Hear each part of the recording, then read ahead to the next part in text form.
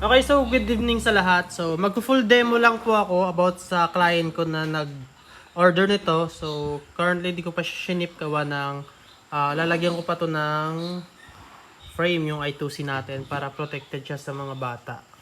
Then ito po yung ating pinaka-unit na piso tab. Set na po to guys. Meron na akong sinesend na set. So talagang gusto ko maayos. Medyo pricey lang yung price natin pero gusto ko maayos siya sa mga pyesa.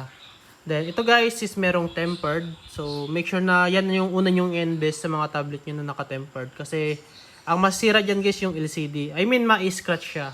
So mas okay na merong tempered yung mga product na bibilhin nyo. Then ito yung kinakabit natin. Ayan, naka U-type to na type C, female to male. Ayan. Para hindi siya hassle hawakan. So yung system naman natin, okay lang kahit tanggalin nila to. So pwede rin natin i-on yung alarm niya pag tinanggal nila, no. So ito guys, so yung apps natin is merong dalawang mode. So yung mode 1 is yung normal user. Ibig sabihin nun, ito siya, normal na ginagamit as a Android. So ito guys is sa admin lang to. Like ikaw na may-ari is ito yung pinaka-access mo. Yung na-access mo lahat, settings, reset, kung ano-ano pa lahat na-access mo kasi nga ikaw yung may-ari. So ito yung mode 1. Then yung mode 2 is yung bubuksan natin yung apps, i-on natin yung chaos at launcher para maging rental mode na siya. So sa part na yun guys, hindi ka na pwedeng mag-download. Hindi ka na pwedeng mag-install ng kung ano-ano. Pero isa-select mo na lang yung mga ready na na-download mo. So, pwede mo namang i-turn off yun at bumalik sa mode 1 na, na ikaw mismo na may-ari yung mag-access. Kasi, ang mangyayari dyan guys, tuwing bumabalik kayo dito is pwede kayong mag-login ng Google account. Then, mag-download ng games sa Play Store. So, pagdating naman sa games guys, pwede tayo maglagay ng gusto nyong games para ready to use na.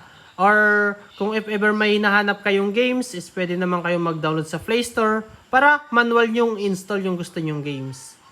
So, ganun po yun guys. So, ito yung normal mode. So, ako madami na akong in-install na games para kay client para at least yun, may malalaro na yung mga bata. So, additional na lang kung gusto mag-download ni sir, mag-login lang siya ng Gmail niya, then saka siya mag-install ng gusto niyang games. So, ganun lang po yun kadali. So, friendly user naman po yung ating UI na ginawa para sa mga hindi techie talaga. Then, ito po, bubuksan natin yung apps kasi gagawin na natin siyang rental mode. For example, na-download nyo na po yung lahat. Na-install nyo ng mga games na gusto nyong laruin ng mga bata. So, ang gagawin nyo lang po is buksan nyo yung apps. Ito po yung ating apps, yung JTech Bendo. So, buksan nyo lang po yan. Click nyo po. Then, wait natin for a while. Tignan natin kung nag-respond siya, guys. Yan, so, isa pa. Then, may lalabas na ganyan. Pag, guys, matagal siyang mag-response, i-ano lang natin. Ganyan. Yan, so, automatic mag-open na yung apps. Patayin nyo lang yung tablet, yung screen off niya. Then, mag-open na yung apps. Pag ganun yung bug, kasi minsan didiretso yun na mag-open eh. Then, ngayon, dito nyo makikita yung status connection. So, eto, another connection lang to na i-check niya yung Bendo machine kung nare-reach nga ba. Pero within status is green naman kaya okay.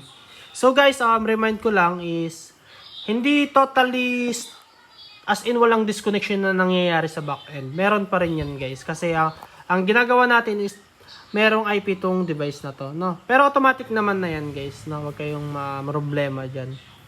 Then, dito, guys, pag sinip ko naman to is ready to use na to, guys. Ang kakailanganin ko na lang is yung inyong Wi-Fi, SSID, tsaka password. Kasi ipoprogram ko na yon doon sa code. Na itong Bendo machine na to is automatic na doon na po siya magko-connect. Make sure po na 2G yung nyo po router nyo dyan. Or, pwede naman po kagaya kay client na nag-avail na din siya ng router. Ito po yung in-avail niyang router. Ayan. Ang kagandahan po kasi yan na may kasamang router is talagang plug and play na po siya. Wala na po tayong iisipin. Kung baga, yung router na po yun, ilalagay niya na lang dun sa bahay po nila na kung saan andun yung mga piso tab. Then, sasalpakan niya na lang po ng LAN cable na merong internet. Para at least yon yung mga piso tab natin na nakakonect sa ating router is magkaroon ng internet. So, Then, another po, kagandahan din pag nag-avail na din kayo ng may router is pag nag-additional po kayo ng Piso Tab is doon na lang natin siya i-connect. Para at least yon plug and play na rin po siya. So, ayan po. Then, start po tayo. So, ngayon, ilalak na po natin siya. For now is nakikita nyo available pa yung recent, home, pero pag nilak na po natin yan is matatanggal na po yan. Para wala na pong access yung bata na ma-home yan or ma-access yung setting or makita yung password ng wifi mo. Hindi na po niya yan mag-access. So dito naman po, dito yung status ng battery. Then kung connected nga ba sa wifi. Then ito po, naglagay ako ng toggle volume. Pwede nyo i-click yan para sa mga naka full frame na case is hindi nyo napipindutin ng manual. So pwede nyo na siyang i-adjust. Ngayon, paano nga ba yung gagawin natin? So before kayo mag-insert ng coin, hindi nyo ito makiklik. So kapag click yung insert coin, please turn on chaos mode first before inserting coin. So merong reminder siya na dapat mo munang i-fully lock yung device para magamit na siya as a rental. So paano po yun? So ito po is meron siyang tinatawag na admin account. So standalone po itong apps natin for now. Pero soon aaralin ko po yung centralized mode niya. Then ito, click lang po natin itong logo natin ng 5 times para ma-access po natin yung admin panel niya. So 1, 2, 3, 4, 5. Yan. So for default po is pinalitan ko na to ng 1. Pero ang default niya is at JTech 1, 2, 3, 4, 5. Ito po yung default niya. Pag hindi pa napalitan, ayan, kung makikita niyo po. Pero yan, pinalitan ko na ng 1 para madali lang mag-login tuwing nagte-testing po ako. So, napapalitan naman po yan, don't worry. Dapat make sure po na pag naglagay kayo ng password is take note nyo po para hindi nyo malimutan. Then, login natin. So, dito makikita ni client yung sales po niya. So, sinimplihan ko na lang dahil dalawa lang naman ang gusto nating makita. Total sales within that day. Then, total sales, today's sales within that day. Then, total sales. Then, ang suggestion ko guys is yung total sales is nire-reset lang yan every time nag-harvest na tayo ng Vendo box. Para at least yun, meron tayong idea magkano nga ba yung laman ng Vendo box ko. So soon guys, pag nakabili na ako ng server, i-bind ko to online. Para at least yun sa mga OFW na gustong na monitor yung each Vendo nila na magkano nga ba yung earnings. So, possible po yun. Aaralin ko pa po. Then, dito namang today's sales, pwede yung i-reset yan everyday. Ayan. So, dito lang naman po yung reset niya. Today's sales, tsaka reset ng total. So, dito, i-click mo lang po yung parang dash dito, yung menu bar niya. Then, dito, makikita mo na ibang choices. So, ito yung profile. So, start tayo sa profile. Profile. Ito po yung ating profile. So, pwede nyo palitan ng logo nyo. Pwede ko rin po kayong gawan ng sarili nyong logo. Basta magbigay lang po kayo. Tsaka background. Ito po yung logo. Pwede nyo palitan. Click nyo lang yung change logo. Yan. Then, sa-select nyo na po yung logo. Kagaya nito, select natin yung logo nya. Yan, sir. Then, sa background naman po, palitan na din natin. Then, background. Ayan. Then, dito, pwede nyo nang palitan ng Yums Burger. So, lagay na din natin sa client. Ito po yung may-ari ng visit nyo po yung page nila. Sa Manila po to guys. Yums. Yummies pala. Yummies, sorry. Then, Yummies Hub. Yummies Burger. Yan, Yummies Hub. So, contact number, wala daw po sila. So, tanggalin na lang natin. Pwede nyo yung tanggalin. So, pwede nyo ilagay yung contact number nyo dyan as a branding. Facebook page. Yummies House. Hub. Tama ba? Yummies Hub. Okay. So, pag okay na po lahat, na-set up natin, click nyo lang yung save profile.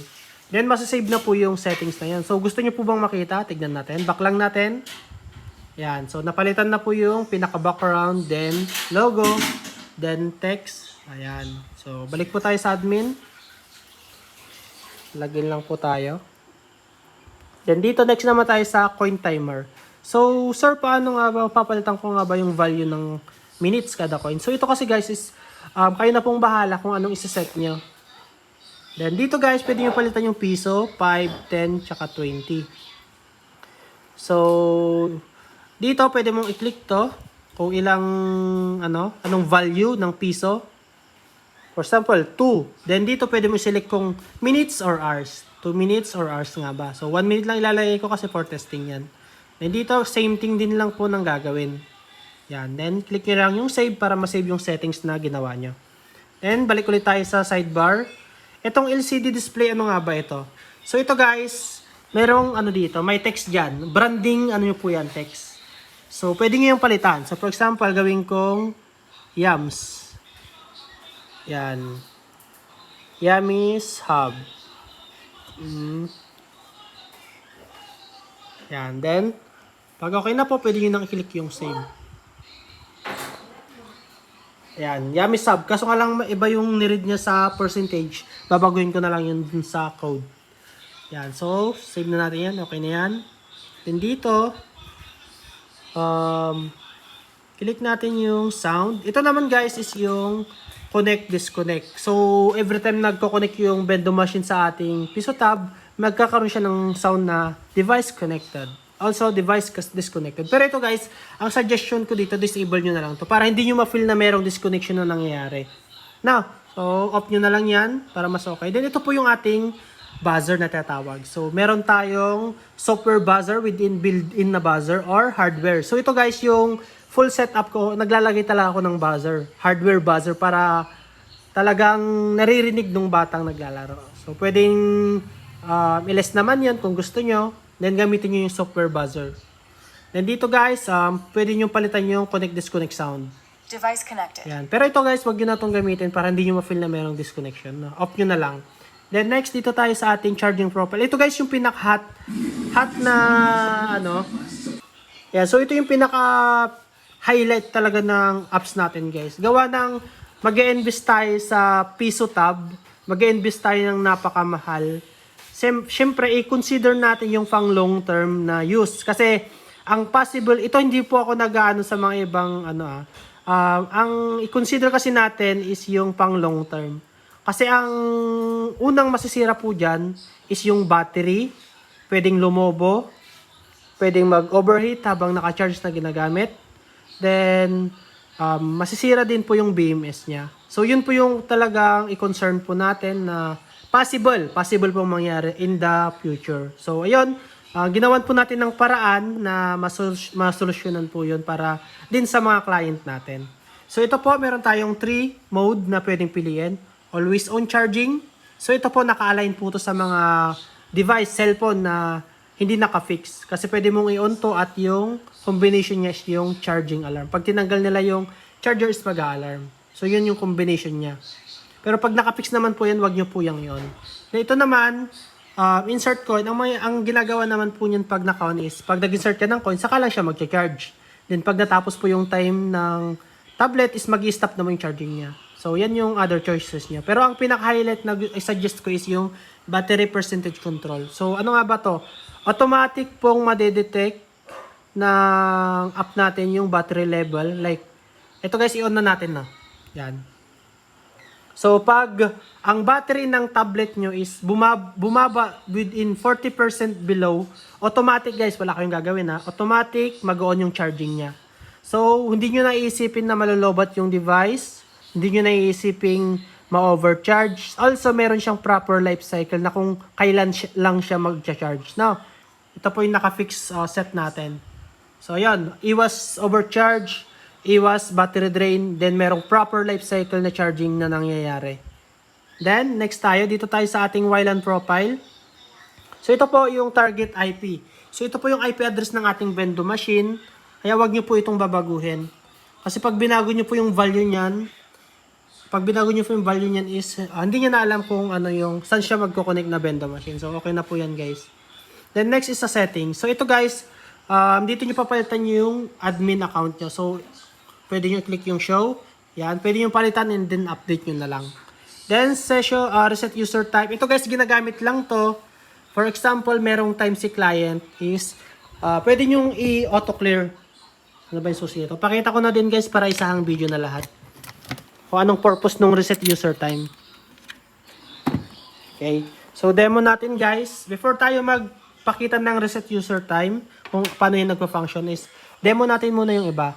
So, ito, guys, ito yung pinaka-lock mode na. Ito yung security mode natin. Default launcher.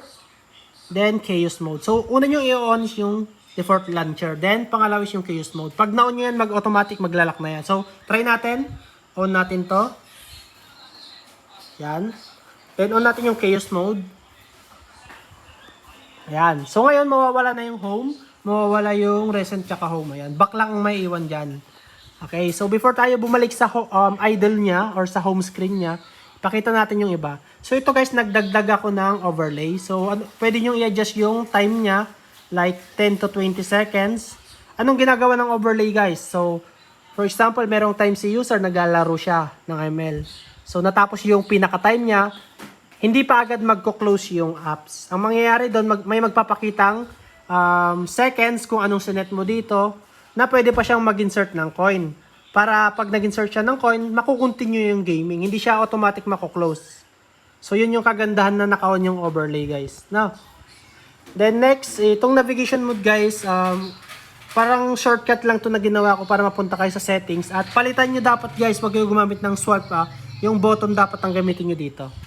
Then, ito, guys, background running limit. So, ito, guys, ang mangyayari kasi, guys, pag madaming apps na nakabukas sa ating devices, naglalag siya, lalo na sa mga lower end. So, ito naglagay tayo ng limiter. So, mas okay suggestion ko dyan is mga 2 to 3 lang ang select nyo. Para hindi maglalag yung mga tablet nyo, lalo na sa mga mababang device. So, ito naman guys, yung charging disconnect. Ang ginagawa nito, pag ino nyo yan, at naka-on yung chaos, pag tinanggal nyo tong charger nito dito, is mag-a-alarm yan.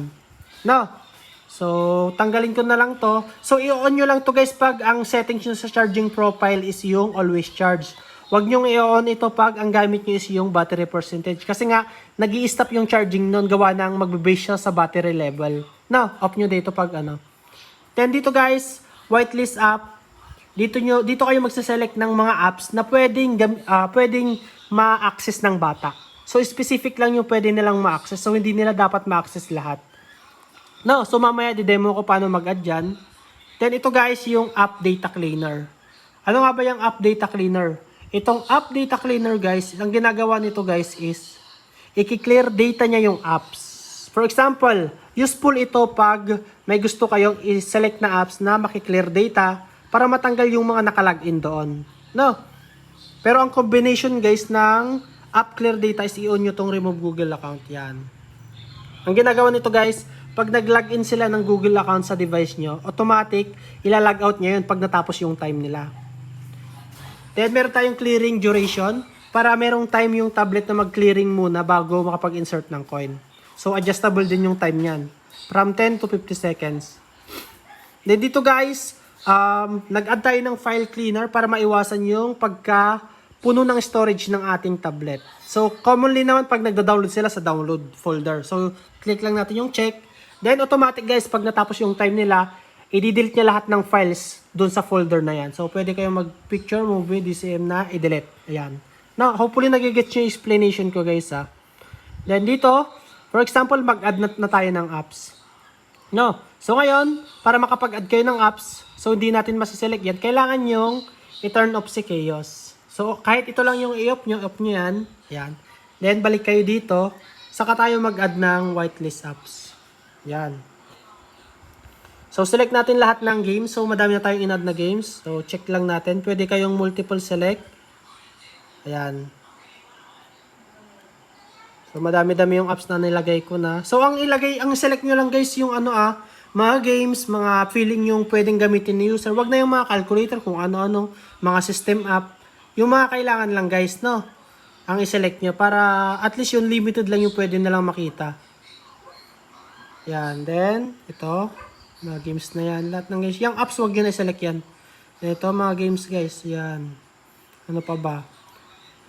Kayo nang bahala dyan guys na may-ari na mag-select na kung ano yung gusto yung pwede nilang makita. So, mamaya makikita natin to yung mga pinagsiselect natin. Wag nyo select yung settings guys Then, ito pa. Ang dami ko ng games na nilagay Temple Run. Siyempre, TikTok. Gusto nila yung TikTok. Word, Xclash, YouTube, kailangan din nila, Zombie Tsunami. Then yun lang guys, ngayon dito, click natin yung add select, ayan. Ngayon, balik tayo doon. Ayan, sumaad na siya dito, ang haba na yan. Ngayon dito guys, try natin maglagay ng add cleaner. I-clear data niya to guys kaya specific lang ang i-select nyo na gusto nyong ma-clear data. So, ang suggestion ko is wag nyo na i-select yung mga games. Ang kagandahan kasi nun guys is pag sinelect nyo yung ML kagaya nun, pag nakalimutan nila yung account nilang nakalagin at natapos yung time is makiklear data yun, matatanggal. Magkakaroon ng auto logout. Pero ang pangit naman na mangyayari is makiklear yung mga asset file niya. So for next user, magda-download ulit siya ng files. So ganun yung mangyayari. Ngayon dito, select natin yung Chrome lang. Para yun yung nakiklear data. Para pag may naglagin ng Facebook doon is tawag dito. Yan. So okay na lahat. Na-setup natin. Ngayon, pwede na nating i-lock ulit yung chaos. So, make sure guys na huwag nyo kakalimutang always lock to pag mag-start na kayo.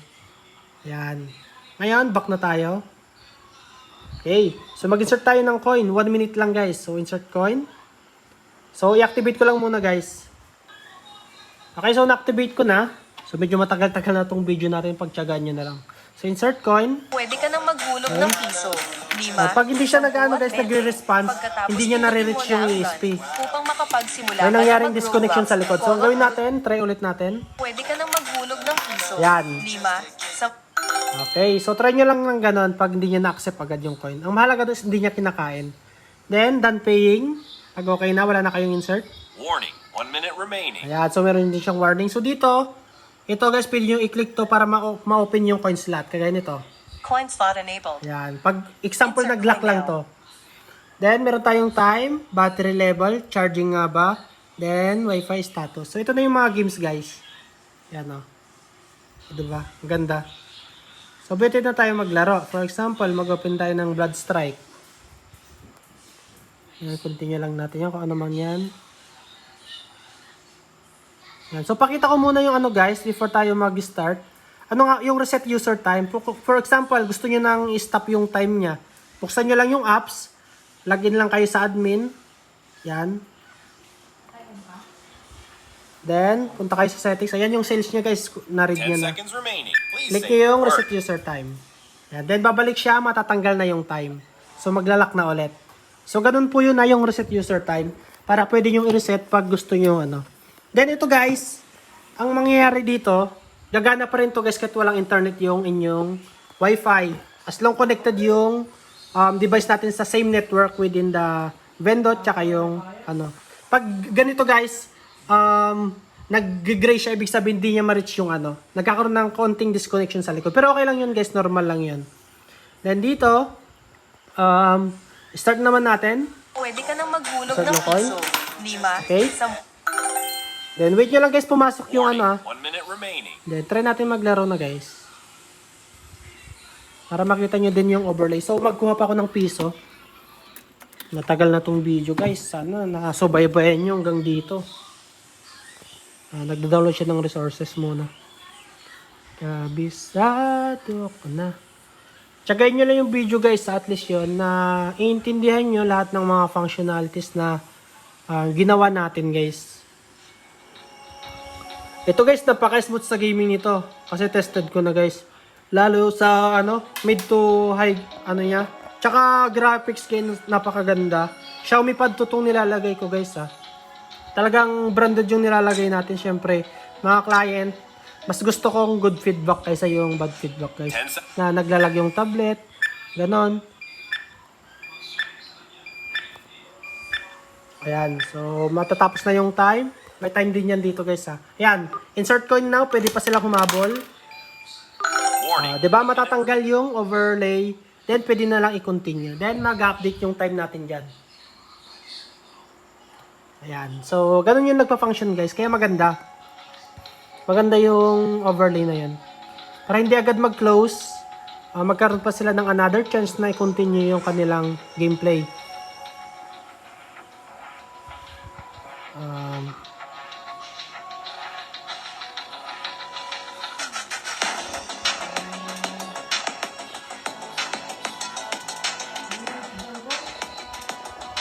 Ay, GTX support.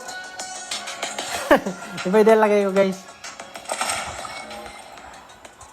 Yan, try natin. So, patapos na din naman na itong tutorial natin. Pag meron kayong additional question, 10 guys, seconds remaining. free to Please say message your nyo ako. No, sa Facebook account ako active, guys, ah. Make sure na sa Facebook ko kayo mag-PM. Ayan na, tapos na yung time. Yan. Yan, maglalak na siya. So, yan, babalik na sa ano, guys.